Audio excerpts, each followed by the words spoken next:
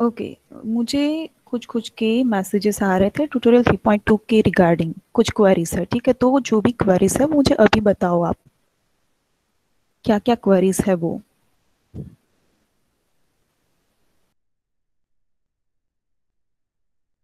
Ma'am may I yes please. Yes please.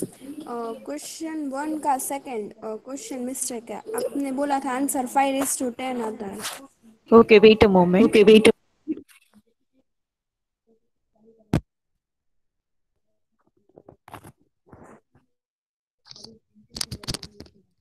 5:10 જ આવે.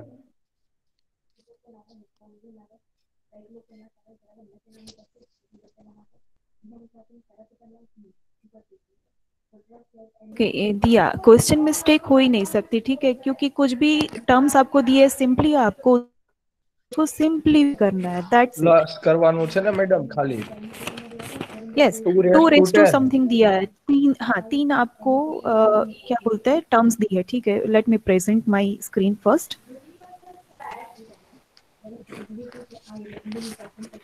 Okay, second आपको दिख रहा है यहाँ पे 2:3 इंटू 2:2 इंटू 2:5, टू कॉमन है, ठीक है, बेस में। तो पावर्स का क्या होगा, एडिशन होगा, दैट्स इट, वो आपका आंसर होगा। So okay ma'am. Okay done. और anyone ma'am else now? Question हाँ, 4 का थर्ड। क्वेश्चन 4 का third. Okay, if x equals to 64 then find the values of the following terms. Okay, तो question 4 का third इसमें, ठीक है, यहाँ पे x रेस टू 1/2 प्लस 1, आपको क्या करना है, simply x equals to 16 put करना है। ओके, अब यहाँ पे 64 आप जैसे ही रखते हो तो यहाँ पे ये 64 रेस टू 1/2, तो जो अपॉन 2 है उसको आप रिमूव करने की ट्राई करो, ठीक है। उसके लिए वेट अ मोमेंट, मैं आपको दूसरी स्क्रीन प्रेजेंट करती हूँ सो दैट हम वो क्वेश्चन सॉल्व कर ही ले, ठीक है।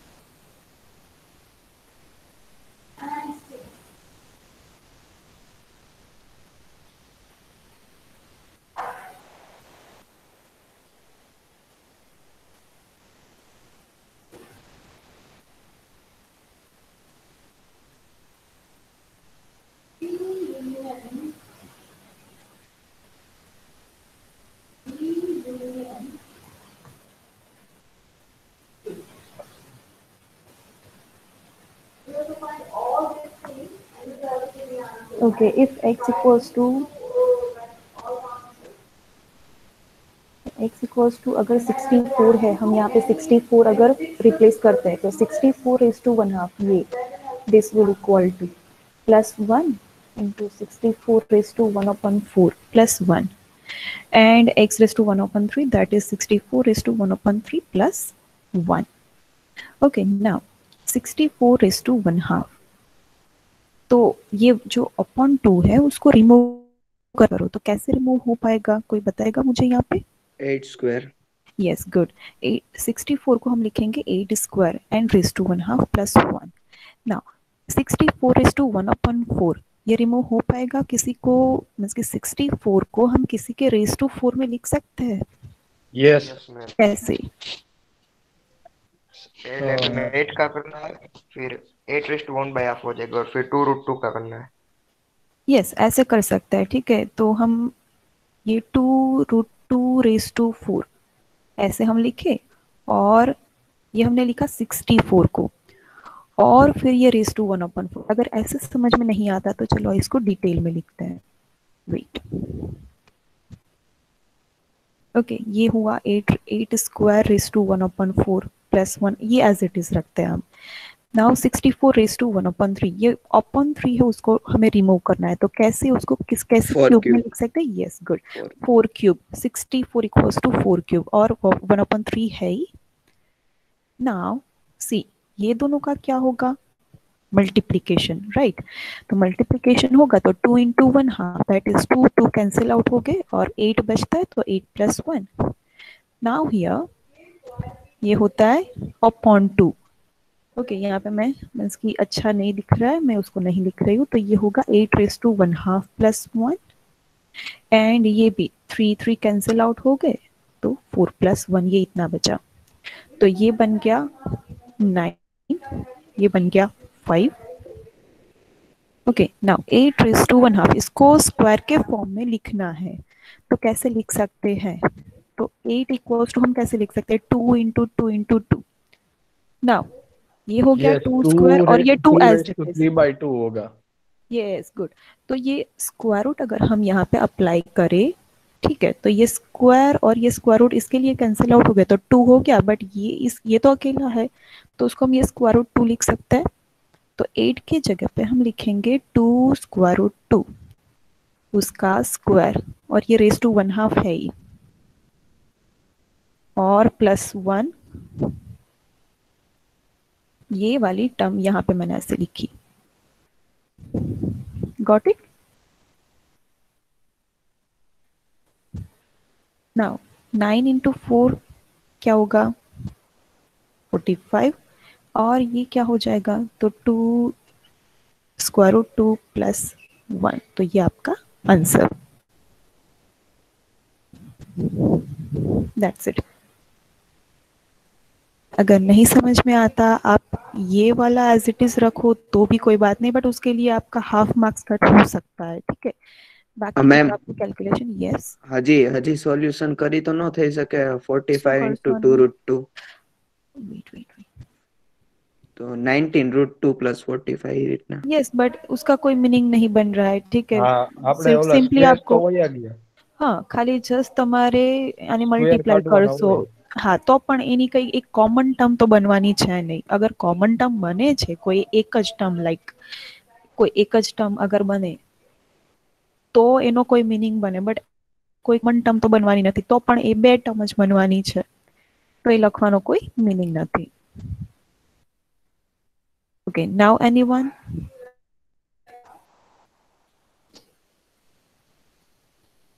Now any query, please ask.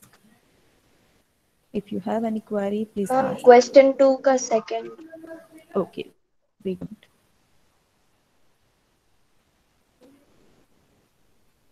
Question 2 का second. Okay, wait. And ma'am question 2 का थर्ड। हाँ मैम थर्ड भी। Okay, wait.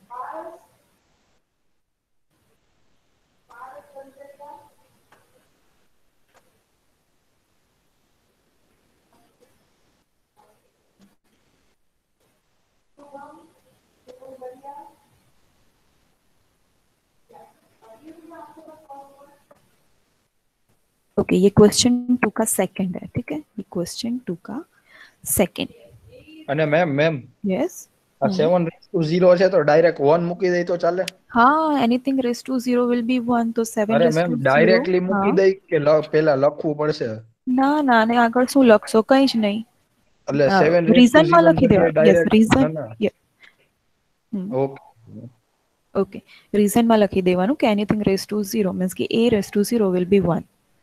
ओके, तो 7 raise to 0 that is 1 into 25 raise to 3/2 minus 3/2 upon में आया फ्रैक्शन में, ठीक है, 5 स्क्वायर। जो पावर है, यस, तो उसको स्क्वायर के फॉर्म में लिखो, तो 5 स्क्वायर और रेस टू माइनस 3/2 है ही, माइनस 5 रेस टू माइनस 3। अब इसको कैसे लिखोगे? तो नेगेटिव आया तो पहले हम क्या करेंगे, उसको पॉजिटिव 1/5।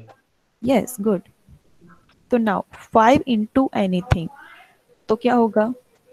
दैट यहाँ पे हमें एक बस रीजन लिखना कि because a raise to 0 equals to 1, जो हमने यहाँ पे 1 लिखा ना, उसका रीजन ये। Okay, now 1 into anything will be that term, तो ये क्या हो जाएगा? ये 2 कैंसिल आउट हो गए, वो आपका 1 इंटू करके, तो 5 रेस टू माइनस 3। ओके, यहाँ पे कैंसिल आउट हो ही रहा है, तो इसको हम एज इट इज ही रखते हैं, हमने जो ये लिखा वो एज इट इज ही रखते हैं 5 रेस टू माइनस 3 को, और ये टर्म है ही -3, सेम टर्म है, कैंसिल आउट हो गई, क्या होगा आंसर इसका? 0।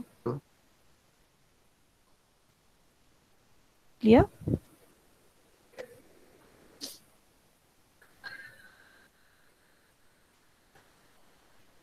Ma'am third.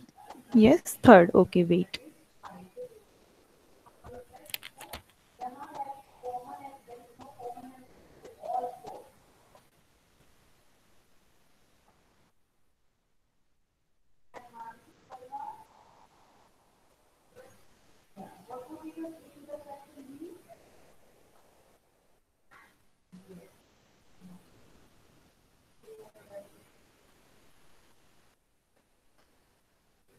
ये वाला थर्ड है, क्वेश्चन 2 का थर्ड।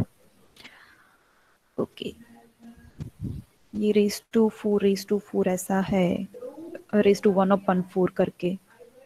ओके, तो क्या करेंगे फर्स्ट टर्म में, तो ये दोनों टर्म्स को हम ये इंडिविजुअली ये पावर दे सकते हैं, तो अल्टीमेटली दोनों के रेस टू में ये पावर आएगा। ओके, वो टर्म आएगी जिसमें अपॉन 4 है, तो मीन्स कि हमें 16 और 81 को समथिंग रेस टू 4 के होगा। कैसे लिख सकते हैं?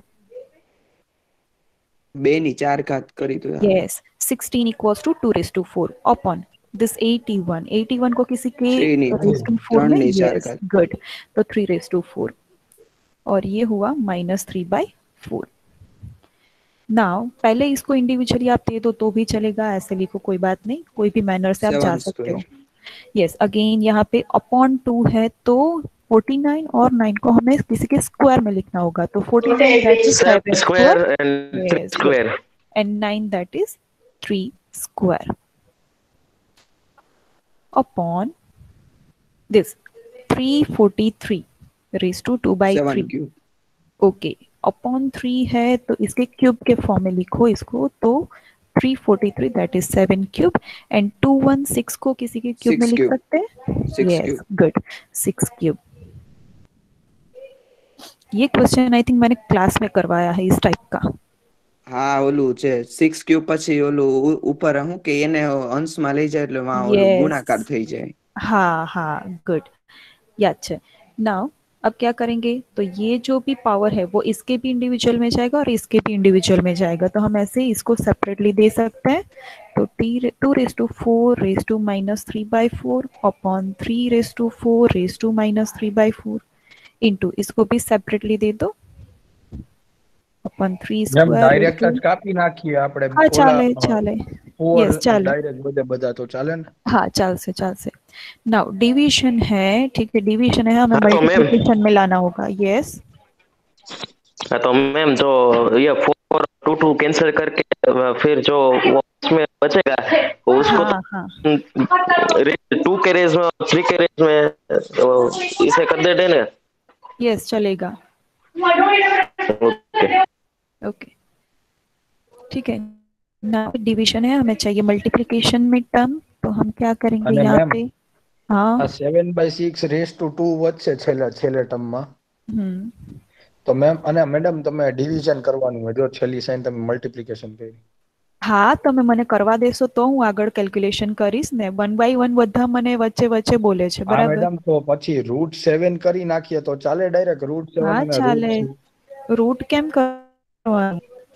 અરે સ્ક્વેર છે ને, ઈ સ્ક્વેર ને કાઢવા वेट માટે। Let me right first. के डिवीजन है, इसको मल्टीप्लिकेशन में हमें कन्वर्ट करना है, तो क्या करना होगा, ये टर्म जो है वो उल्टी हो जाएगी, रेसिप्रोकल में हम लिखेंगे, तो जो 7 है वो नीचे चला जाएगा। ओके, रेस टू 2/3 एंड ये 6 वाली टर्म नीचे है वो ऊपर चली जाएगी। Clear? Now any query? Now no ma'am okay, no 4 cancel out, 4 cancel out, तो बचा क्या, 2 raise to -3 upon 3 raise to -3 into 2 cancel out तो 7 क्यूब अपॉन ये 2 भी कैंसिल आउट तो 3 क्यूब इंटू 3 कैंसिल आउट, यहाँ पे भी 3 कैंसिल आउट तो 6 स्क्वायर अपॉन 7 स्क्वायर। अब क्या करेंगे, सी सभी प्राइम नंबर्स है वो चेक करो, नहीं है यहाँ पे 6 जो है वो प्राइम नंबर नहीं है, तो हम उसको प्राइम में उसको डिवाइड करते हैं, तो बाकी का सब एज इट इज। ये 6 को हम कैसे लिख सकते हैं, 6 को 2 into 3 3 square into 2 yes, तो 2 दोनों को square स्क्वायर yes, तो 2 square into 3 square upon 7 square. क्या करोगे? तो कॉमन जो भी बेसिस है उनको मर्ज करो, तो ये 2 सेम है, मल्टीप्लिकेशन का दोनों के बीच में ऑपरेशन है, रिलेशन है, तो हम क्या करेंगे? पावर्स का एडिशन, तो 2 - 3 है ये, उसके साथ ये 2 ऐड होगा इनटू नेक्स्ट टाइम होगा 3, तो 3 - 2 है ही ऑलरेडी, उसके साथ ये दो टर्म्स है जो वो ऊपर वाली के साथ कैसा रिलेशन है? डिवीजन का रोल, तो दोनों का क्या होगा? सब्ट्रैक्शन इसके साथ, तो -3 एंड ये वाला भी -3 और 7, तो 7 - 3 है ही, और नीचे ये वाली और एक, तो उसके साथ -2 सब्ट्रैक्शन। यस गुड, तो आंसर क्या मिला ये इसके बाद आप खुद से सॉल्व कर सकते हो, ठीक है? मैंने आपको जो मेन जो था स्टेप वो मैंने आपको करके दिया। મેમ यस મેમ મારે આ ડાઉટ નહોતો, મારે છે ને ઈ ડાઉટ હતો કે આપણે જે हाँ તમે જે મલ્ટીપ્લિકેશન નું ડિવિઝન નું મલ્ટીપ્લિકેશન કર્યું એ જગ્યાએ ડિવિઝન જ રાખીને સબટ્રેક્શન કરી નાખીએ, હા તો સબટ્રેક્શન પણ કરી નાખીએ ચાલે, ચાલે ને? તો પણ ચાલે, પણ એમાં કેવું થાય ઘણી વખત કે કેલ્ક્યુલેશનમાં મિસ્ટેક પણ થઈ શકે, હા રાઈટ? એટલે બેટર કે ડિવિઝન ને મેમ તમે નીચે કરજો જરાક. મલ્ટીપ્લિકેશનમાં કન્વર્ટ કરી દો. Yes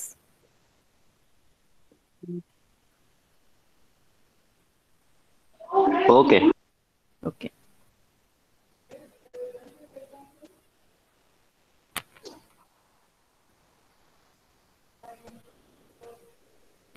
Now anyone, any query? અને મેડમ આપણે જે x વાળા છે, x ની વેલ્યુ ફાઇન્ડ કરવાની છે, એમાં ડાયરેક્ટલી જ કરી નાખવાનું ને? જો આપણે 2x છે ઇક્વલ્સ ટુ 1, એક વેઇટ કયા ક્વેશ્ચન ની વાત કરો છો તમે? Question 3.1 question 3.1 yes 2 raised to x equals to 1/8 ऐसा है, ठीक है? वेट હા यहाँ તો पे 2 लिखती ને हूँ मैं। મલ્ટીપ્લાય કરી નાખવાનું ને 8 સાથે ડાયરેક્ટ, અને એટલે x ની વેલ્યू મળી नो ગઈ। No no no no wait, मैंने ये क्लास में करवाया था, ऐसी टर्म है, ठीक है? क्वेश्चन 3 का ये फर्स्ट है ये क्वेश्चन, तो हम क्या करेंगे? इसको भी 2 के साथ रिलेट करेंगे, ये सेम क्वेश्चन मैंने करवाया था आपको क्लास में, तो हम क्या करेंगे? 2 raised to 1/x है ही, 8 को हम 2 के फॉर्म में लिखते हैं, तो कैसे लिख सकते हैं?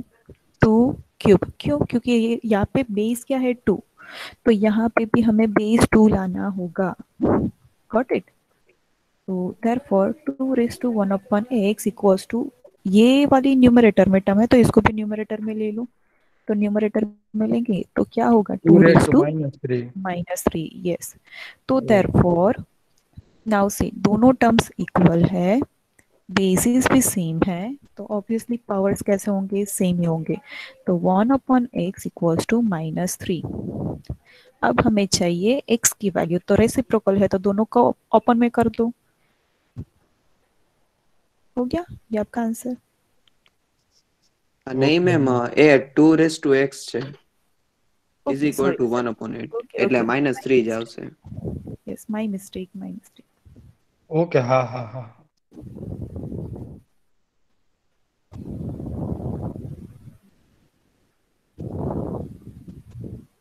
ओके तो 2 raised to x ही है, तो x equals to -3। Okay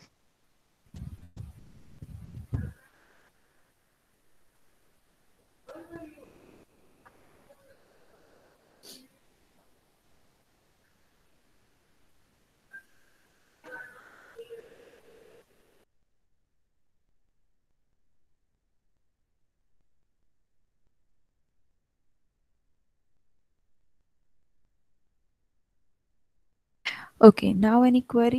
Anyone? Ma'am Yes. આ ક્વેશ્ચન 4 નો જે ફર્સ્ટ છે એમાં પોઈન્ટમાં જવાબ આવે છે તો ચાલે?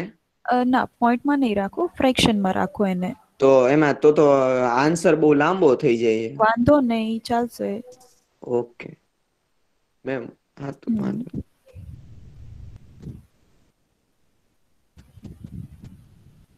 Okay I think ma'am question 3 નો થર્ડ કરા। Question 3 third, okay wait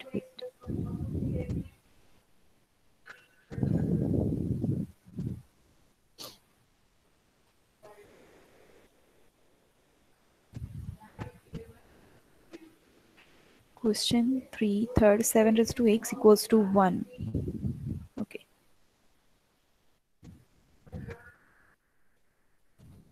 Question 3 का थर्ड है 7 raise to x equals to 1, then x की वैल्यू हमें फाइंड करनी है, ऐसा बोला है। ठीक है, तो इसका सॉल्यूशन कैसे करोगे? तो सी 7 रेज टू x है, तो मैंने जैसे आपको यहाँ पे ऊपर बताया 70।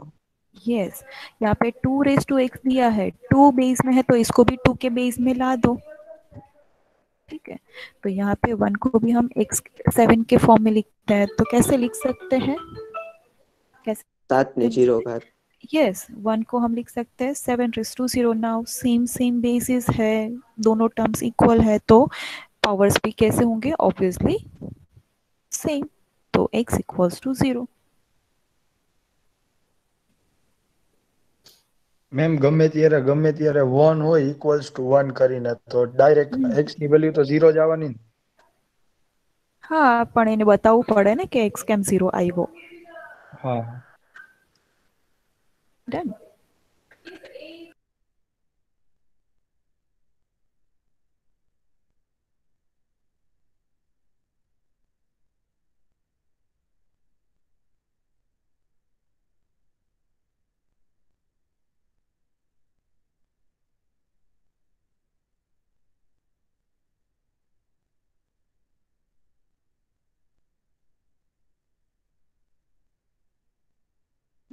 Ma'am, your voice is not audible. Yes, please wait a moment.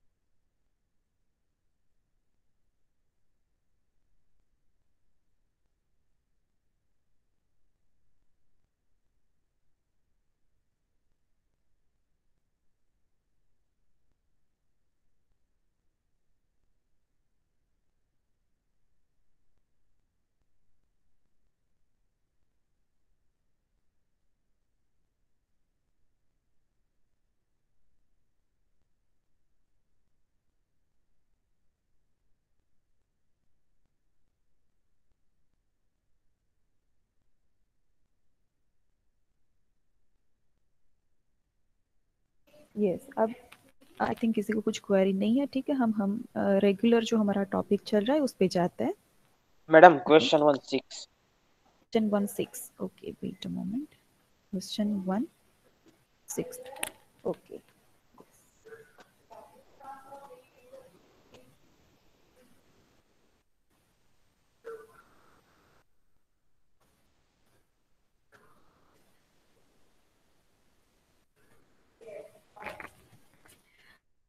तो क्वेश्चन 16 है। ओके, इसमें क्या करोगे? सी, ये सब नंबर्स जो भी है कैसे है? नॉन प्राइम्स है, तो इसको प्राइम नंबर के फॉर्म में लिखो। तो 12 को हम कैसे लिख सकते हैं? 4 इंटू 3, तो 2 इंटू 2 इंटू 3 ऐसे लिख सकते हैं। ओके, हम प्राइम नंबर्स में क्यों इसको डिवाइड करते हैं? सी, यहाँ पे 12 में एक 3 होगा, जो इसके पास 3 है, इसके पास भी एक 3 है, इसके पास भी है, सो दैट उनको सबको हम कंबाइन कर सके।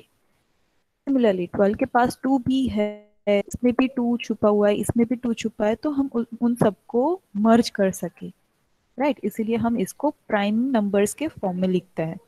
Again now 9 equals to 3 into 3, तो cube into 4, that is 2 into 2, या तो 2 स्क्वायर लिखो तो भी चल जाएगा। Okay, 2 square upon 6 square, that is 3 into 2 square 8 equals to 2 cube square. 27, that is 3 square. Sorry, 3 cube. Okay अब क्या करेंगे, तो सबको इंडिविजुअली जो रेस टू पावर है वो हम दे देते हैं। तो 2 raise to 4 into 2 raise to 4 into 3 raise to 4 into यहाँ पे भी 3 इंटू 3 है, तो ये 3 स्क्वायर भी हम लिख सकते थे। तो अगर हम यहाँ पे ठीक है चलो छोड़ दो, तो 3 cube 2 square upon 3 square 2 square 2 raise to 6 into 3 cube. अब सी आपको 3 और 2 की टर्म्स दिख रही है, सबको मर दो, that will be your answer. Got it? Ma'am simple addition subtraction જ કરવાનું? હા બસ એ જ કરવાનું છે। 2 રેસ ટુ કરીને જે છે 4 + 4 + 2 - 2, ધેટ્સ ઇટ। અગર 2 ના પાવરમાં અગર નાનો કોઈ નંબર મળે છે અને તમે એને જો સોલ્વ કરી શકો તો એ સોલ્વ કરી દો, નથી વધારે મોટો નંબર આવે છે તો એને એઝ ઇટ ઇઝ રહેવા દો, ચાલશે। 972 આવે છે। Okay, that is very small number, તો લખી શકો છો। મેમ આજ ક્વેશ્ચનમાં ચોથો નંબર નો કરાવી દો ને, જવાબ તો આવી ગયો છે પણ મને ડાઉટ છે એ જવાબ નથી આવતો। ઓકે વેઇટ, ફોર્થ નંબર ને?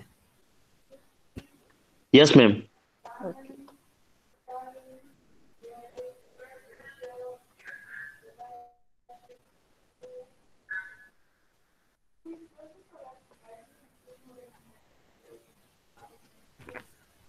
ओके, फोर्थ नंबर का है क्वेश्चन 1 में ही।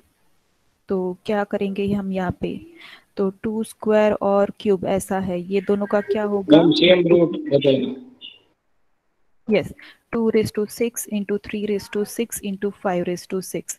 नाउ अब सी कोई 2 रेस टू दूसरा कोई 2 रेस टू वाली टर्म नहीं है, 3 रेस टू वाली और कोई टर्म नहीं है, 5 रेस टू वाली भी और कोई टर्म नहीं है, बट पावर्स क्या है, हम ऐसे लिख सकते हैं 2 into 3 into 5 raise to 6। 30। Okay, तो ये क्या हो गया 30 रेस टू 6।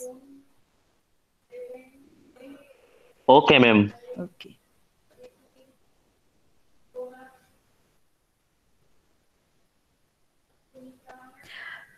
जो भी आपको क्वेश्चन दिया है आपको ऐसे याद रखना है कि उसको कोई एक कॉमन टर्म में लिखना है if possible. Okay yes ma'am. तो अब नेक्स्ट एनीवन डाउट कोई है? No ma'am. ओके सो चाहते हैं हमारे रेगुलर लेक्चर पे।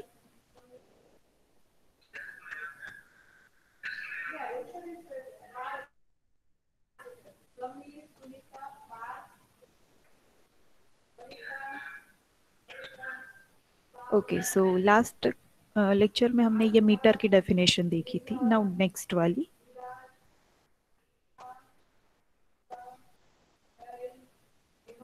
something is wrong, wait a moment everyone। Okay kilogram लिखना है ये सबको, किलोग्राम गुजराती में भी यहाँ पे दिया है मैंने। क्या लिखा है किलोग्राम की definition, the mass of 1 litre pure water at 4 degree centigrade is known as 1 kilogram. तो 1 किलोग्राम क्या होता है, तो पानी को हम लेते हैं, प्योर पानी होना चाहिए, और अगर उसको 4 डिग्री सेंटीग्रेड पे रखते हैं और वो 1 लीटर का जो भी इसकी वजन होता है, मास होता है, दैट इज 1 किलोग्राम।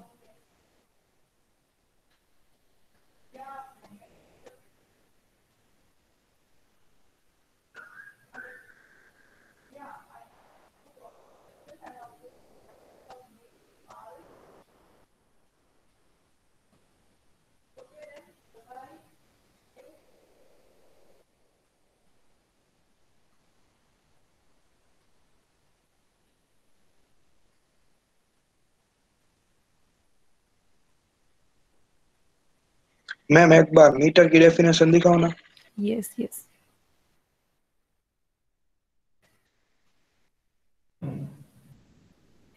लाइट जो है वो वैक्यूम में इतनी सेकंड में, ठीक है, इतनी सेकंड में अगर ट्रैवल करता है, जितना डिस्टेंस ट्रैवल करता है दैट इज 1 मीटर।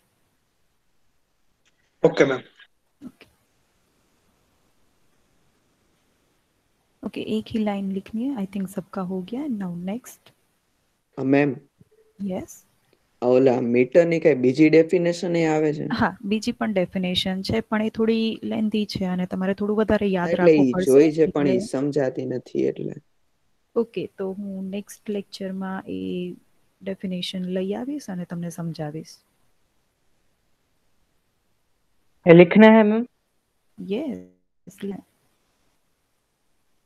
ओके, कोई बात नहीं, एक काम करो, हमारा हमारा ये ट्यूटोरियल में कुछ ज़्यादा ही टाइम वेस्ट हो गया है एक्चुअली, नॉट वेस्ट बट उसमें टाइम स्पेयर हमने किया ज़्यादा, तो ये पीपीटी मैं आपको दे दूँ, आप उसमें से लिख लेना। Now next we go to next definition. Now second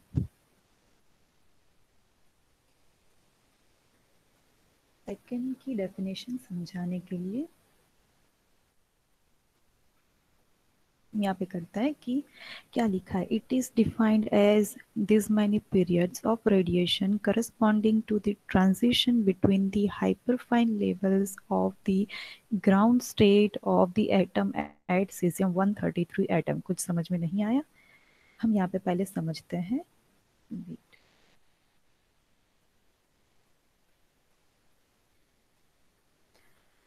कोई भी एटम कैसा होता है, ठीक है, बीच में सेंटर जो होता है उसमें प्रोटॉन न्यूट्रॉन होता है, फिर बड़ी ऑर्बिट्स होती है, गुजराती में कक्षा कहेवाय ने, बराबर, और उसमें क्या होता है, इलेक्ट्रॉन्स होते हैं, इलेक्ट्रॉन्स।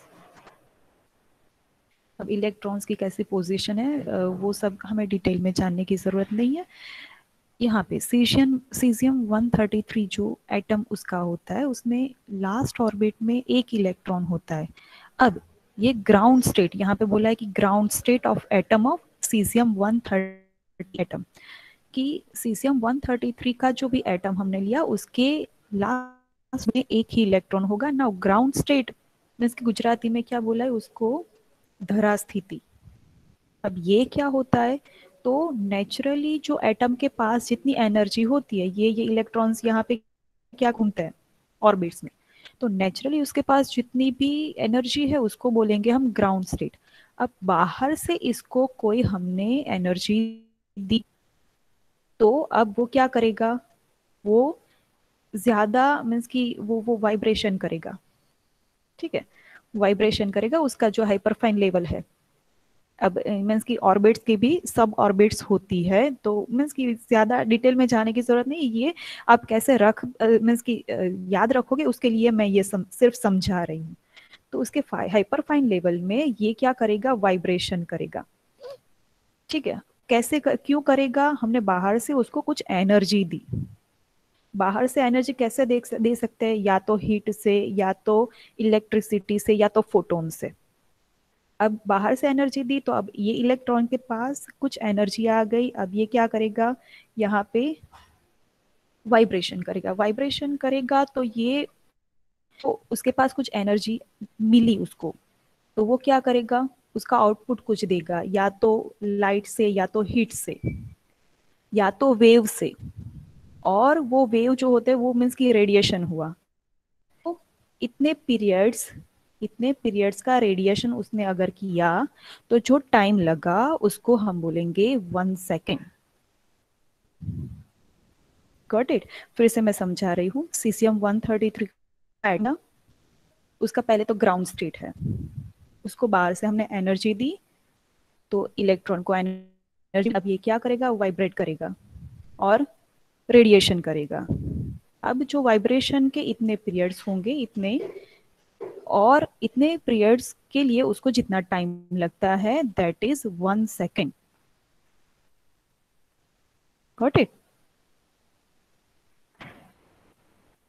મેમ यस, આમાં તો એમ લખેલું છે કે બે અધિસૂક્ષ્મ શક્તિ સ્તરો, તેમાં हाँ બહારથી मीन्स के ઉર્જા થોડી, हाइपरफाइन लेवल्स, એટલે બહારથી થોડી એમાં ઊંચાઈ शक्ति બે स्तरों, એટલે वेट અંદર ને वेट वेट वेट, શક્તિ સ્તરો મીન્સ કે આ જે હાઇપરફાઇન લેવલ્સ છે, જે ઓર્બિટ્સ છે એની અંદર પણ સબ ઓર્બિટ્સ આવશે, એને શક્તિ સ્તર કહેવામાં આવે છે.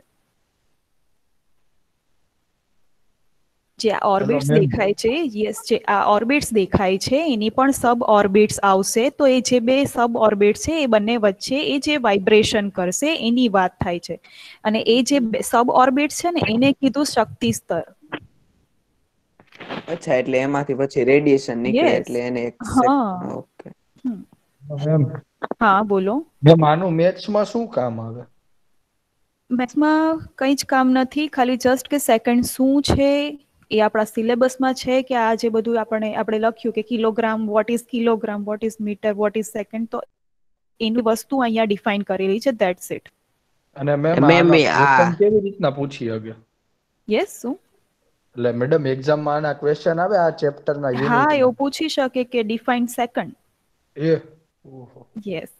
એટલે આવું બધું લખવાનું આખે આખું? હા, યાદ રાખવું પડશે. એટલે મેમ આની ડેફિનેશન ને એ બધું પૂછે ને? હા, એટલે તમારે યાદ રાખવાનું છે, એટલે જ હું તમને કહું છું કે આ લખવાનું છે એમ. ઓકે, તો આ 7 ડેફિનેશન્સ આ તમારે અલ્ટિમેટલી આમ પણ ફિઝિક્સમાં તમારે યાદ રાખવાની જ છે. તો બંને થઈને તમે યાદ રાખી લો, તમારે વધારે સારું છે કે આ કોમન ચેપ્ટર છે બંને સબ્જેક્ટ વચ્ચેનું. રાઈટ? ના મેડમ, એમાં આવું બધું નથી આવ્યું. કેમ નથી આવ્યું? એની અંદર છે જ સિલેબસ છે અરે આ વસ્તુ. અરે મેમ, હા આ તમે લખેલું છે ને ગુજરાતી? આ હા, ફિઝિક્સ ના ઓલું જે એમને જે પીપીટી યસ, એ મોકલી હતી મારું ને, જ પીડીએફ, મટીરિયલ એમાં છે. યાદ હતું. કેમ કે હા, લાસ્ટ એટલે એમાં આવેલું છે. મેં એ લોકોને ફિઝિક્સ ભણાવેલું હતું, મીન્સ કે જે તમારા આગળના બેચીસ હતા એમને ફિઝિક્સ મેં જ ભણાવેલું હતું. So ultimately it's my handwriting. Okay, now next, ampere. Ampere કઈ રીતે ડિફાઇન કરેલું છે? તો ampere is defined as a constant current which if maintain in two parallel conductors of infinite length. કે શું કીધું છે? બે આપણે ઇન્ફાઇનાઇટ લેન્થના કંડક્ટર્સ લઈએ. ઇન્ફાઇનાઇટ લેન્થ મીન્સ કે એનો કોઈ છેડો છે જ નહીં. Imagine just, okay, like this, કે ઇન્ફાઇનાઇટ લેન્થના બે કંડક્ટર્સ છે of negligible circular cross section. Cross section એટલે શું કહેવાય? એનીવન? આડછેદ. આડછેદ, યસ. અવગણ્યા આડછેદ. નેગ્લિજિબલ મીન્સ કે અવગણ્યા, કે એને ગણવાનો નથી. આડછેદ મીન્સ કે સપોઝ આપણે આ ઉપરની રીતે કોઈ સરફેસ હોય ઈ પાઇપ, ને? નો, આપણે આ પાઇપ લઈએ, બરાબર? તો આ જે તમને દેખાય છે, આ જે વસ્તુ, આ લેન્થ, નકામી વસ્તુ જેવું. નકામી નહીં. આ જે લેન્થ દેખાય છે તે ગણી નહીં શકાય, જેને આપણે અવગણી શકીએ, જેને નિગ્લેક્ટ કરી શકાય. એટલો પતલો આપણે મીન્સ કે કંડક્ટર લીધા છે, એટલા પતલા કંડક્ટર્સ લીધા છે, કે એટલો ક્રોસ સેક્શન એનો નેગ્લિજિબલ હોવો જોઈએ. મીન્સ કે આ જે લેન્થ જે છે એ નેગ્લિજિબલ હોય એ ટાઈપનું. આપણે આ વસ્તુ જસ્ટ ઇમેજિન કરવાની છે, આ રિયાલિટીમાં નથી હોતી. Okay. And placed one apart in vacuum. ક્યાં લેવાના છે આ કંડક્ટર્સ? વેક્યુમમાં. બંને વચ્ચેનું ડિસ્ટન્સ કેટલું? તો 1 મીટર.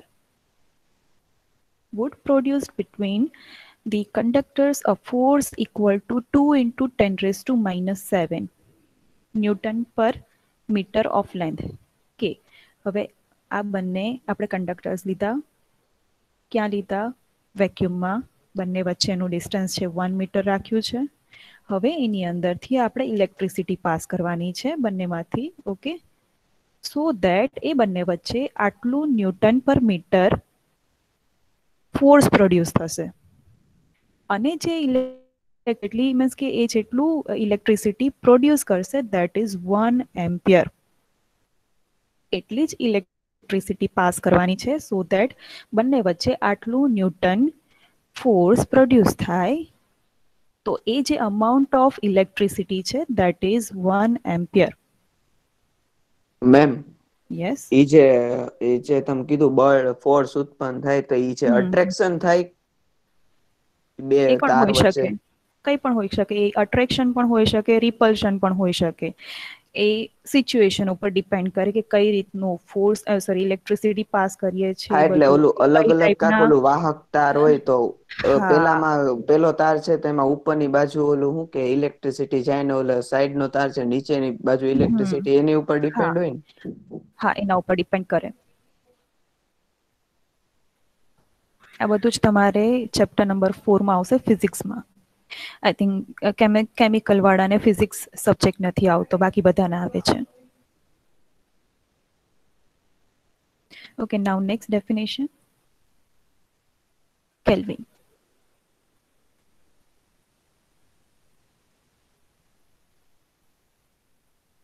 Okay. મેમ આગળ સ્લાઇડ કરવા સ્ક્રીનશોટ લેવો. યસ, હું તમને આપવાની જ છું આમે પીપીટી. લેવાઈ ગયો.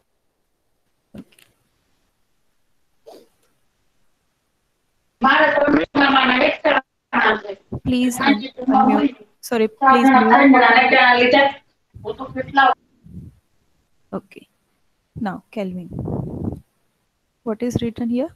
On thermodynamic scale, 1/273.16 the part of temperature of triple point of water is defined to be 1 Kelvin. અહીંયા શું કીધું છે? વોટર વોટર લીધું છે, એનું triple point PLE here. Okay, leave it. હું અહીંયા કરેક્શન કરી દઈશ. ટ્રિપલ પોઈન્ટ, પાણીનું ટ્રિપલ પોઈન્ટ મીન્સ કે શું? તો એટલું ટેમ્પરેચર જ્યારે તમને પહેલા તો આપણી પાસે વેઇટ અ મોમેન્ટ.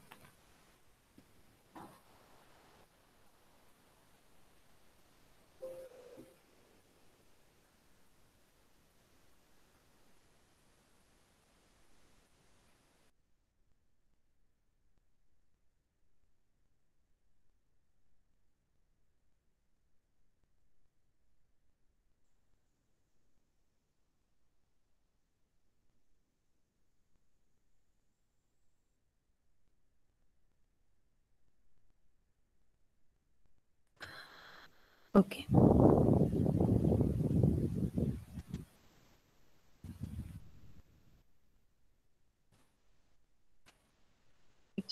તો કોઈ પણ વસ્તુના કેટલા ફોર્મ્સ હોય છે?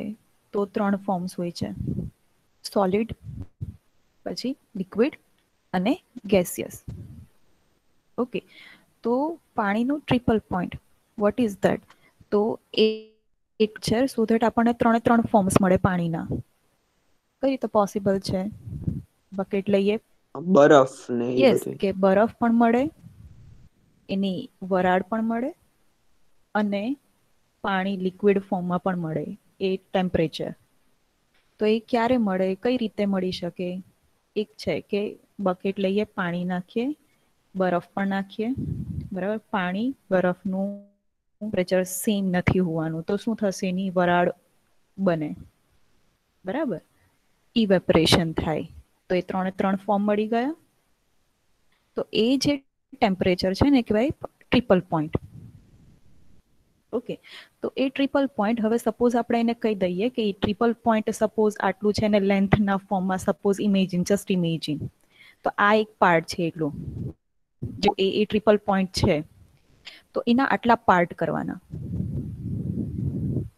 ઓકે, એટલા સપોઝ આ એટલા પાર્ટ કર્યા, તો આ જે એક પાર્ટ છે that is 1 Kelvin.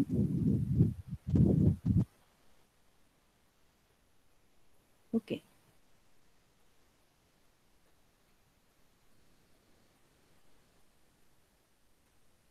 એટલા અંશને મીન્સ કે એના એટલા પાર્ટ્સ કરવાના છે એ ટેમ્પરેચરના, અને જે એક પાર્ટ છે એને કહેવાય 1 kelvin. Now next, candela.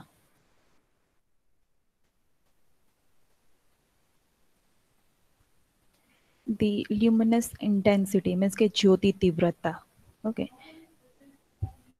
in a given direction of a source that emits monochromatic radiation of frequency 5.4 into 10 raised to 4 hertz and that has a radiant intensity in that direction of 1/683 watt per steradian. પહેલા તો અહીંયા એક word છે monochromatic radiation. Okay, monochromatic radiation એટલે શું લખેલું છે C ગુજરાતીમાં, એક રંગી વિકિરણ. મીન્સ કે એક જ કલરની લાઇટ હોય મોનોક્રોમેટિક રેડિયેશન. મોનો મીન્સ કે વન, ક્રોમેટિક મીન્સ કે કલર, કે એક કલરનું જ જે હોય. બરાબર, સપોઝ આપણે કોઈ બલ્બ લીધો યા તો કોઈ કેન્ડલ લીધી તો એ એક જ કલરની હોવાની, એ ટાઈપનો લેવાનું. બરાબર, તો એને કહેવાય મોનોક્રોમેટિક. ના, બીજો એક અહીંયા વર્ડ છે સ્ટેરેડિયન. સ્ટેરેડિયન એટલે શું? તો અહીંયા સમજાવું છું. આ છે સર્કલ. હવે આને આપણે 3D માં સ્ફિયર અગર કન્સિડર કરીએ 3D માં. ઓકે, હવે પેલા તો સર્કલમાં રેડિયન એટલે શું આપણે એ જોઈએ. રેડિયન એટલે શું? તો આ જે થીટા છે એની વેલ્યુ શું હશે? તો રેડિયસ છે એ, અને આ જે આર્ક લેન્થ જે છે એને એલ કહી દઈએ. તો થીટા ઇક્વલ્સ ટુ R/L. આ પણ તમારે ફિઝિક્સમાં આવે છે. This is theta. હવે આ વસ્તુને, જે આ વસ્તુ છે એને આપણે 3D માં અગર કન્સિડર કરીએ તો કઈ ટાઈપનું આ હું અહીંયા ઉપર બનાવું છું એંગલ 3D માં. ઓકે, નો એંગલ બનશે આ ટાઈપનો એંગલ. કઈ રીતે ઇમેજિન કરશો ના સમજાય તો ફ્રૂટ વાળા પાસે જઈએ, વોટરમેલન જેની પાસે હોય, બરાબર, આપણે એને ટેસ્ટ કરીને લઈએ કે મીઠું છે કે નહીં. તો એ ભાઈ જે આપણને જે કટ કરીને આપે દેખાય છે કઈ ટાઈપનું હોય? That is steradian. આ સિમ્પલેસ્ટ વે હતું મારે સમજાવવાનું કે સ્ટેરેડિયન કઈ રીતે મારે તમને સમજાવવું. તો એ આ ટાઈપનું તમને એ પાર્ટ દેખાય, એ આ ટાઈપનો. તો આ જે એંગલ છે એ સ્ટેરેડિયન ફાઈ કહેવાય. મેમ આ L/R નો આવે? Sorry, yes, L/R. Yes, L/R, not R/L. તો સ્ટેરેડિયન સમજાવવા માટે જસ્ટ આટલું કેવું હતું. આની અંદર હજુ ઘણું બધું શીખવાનું છે જે આપણે જરૂર નથી અત્યારે. તો આપણે અહીંયા શું કીધું છે કે પર સ્ટેરેડિયન એવું કીધું છે. આ જે દેખાય છે અહીંયા આપણે કેન્ડલ યા તો પછી આપણે કોઈ બલ્બ રાખીએ. હવે આટલા પાર્ટમાંથી જેટલું લાઇટ નીકળે, જેની એનર્જી યા તો રેડિયન્ટ ઇન્ટેન્સિટી આટલી હોય એટલો જ રાખવાનો, અને એની ફ્રીક્વન્સી આટલી હોવાની, એ ટાઈપનો જ બલ્બ યા તો કેન્ડલ લેવાનો. હવે આટલી ફ્રીક્વન્સી કયાની હોય છે? તો બધા કલર્સની અલગ અલગ ટાઈપની ફ્રીક્વન્સીઝ હોય છે. અને આટલી ફ્રીક્વન્સી કોની હોય? તો યલોઇશ ગ્રીન કલર હોય ને એની આટલી ફ્રીક્વન્સી હોય. તો યલોઇશ ગ્રીન કલરનો બલ્બ યા તો કેન્ડલ લઈએ, એને જલાવીએ, અને એની એનર્જી આટલી જ હોવી જોઈએ. કેટલી? 1/683 વોટ પર સ્ટેરેડિયન. તો આટલા પાર્ટમાંથી જેટલી લાઇટ નીકળે, જેટલી મીન્સ કે પ્રકાશ નીકળે છે, એને કહેવાય 1 કેન્ડેલા. એટલી પ્રકાશને યા તો એટલી લાઇટને યા તો એટલી જ્યોતિ તીવ્રતાને કહેવાય 1 કેન્ડેલા. હવે આ નામ પણ તમને જો કેન્ડલ દેખાય છે. તો આગળના જમાનામાં કેન્ડલના ઉપરથી જ કેન્ડલ મીન્સ કે એ કેટલી એની દિવ્યતા કે જ્યોતિ તીવ્રતા કે કેટલી લ્યુમિનસ ઇન્ટેન્સિટી છે એ માપવામાં આવતું. ત્યારે સ્ટાન્ડર્ડ કેન્ડલ લેવામાં આવતી, જે મીન્સ કે પ્રોપર ના કહેવાય ઓબ્વિયસલી, પણ ત્યારે એટલી ટેકનોલોજી નહોતી. એટલે ત્યારે કેન્ડલના અકોર્ડિંગ એની લ્યુમિનસ ઇન્ટેન્સિટી માપવામાં આવતી. પછી જ્યારે આ બધા રિસર્ચ થયા તો કેન્ડલને ધ્યાનમાં રાખીને જ આ ડેફિનેશન બનાવેલી છે. એટલે એનું નામ આપેલું છે candela.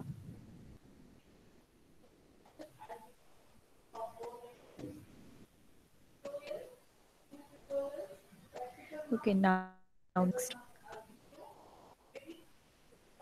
Mole. The mole is the amount of a system which contains as many entities as there are atoms in 0.012 kg of carbon 12. कि कार्बन एटम लिया, सॉरी कार्बन की अमाउंट ली कितनी, तो 0.012 kg। अब उसमें जितने एटम्स है, ठीक है, उसमें जितने एटम्स है तो उसको गिनना है, जो हम नहीं सकते, ये जस्ट इमेजिनरी चीजें हैं। तो वो जितने नंबर्स हुए दैट इज 1 मोल। जितने एटम्स होंगे उसमें दैट इज 1 मोल।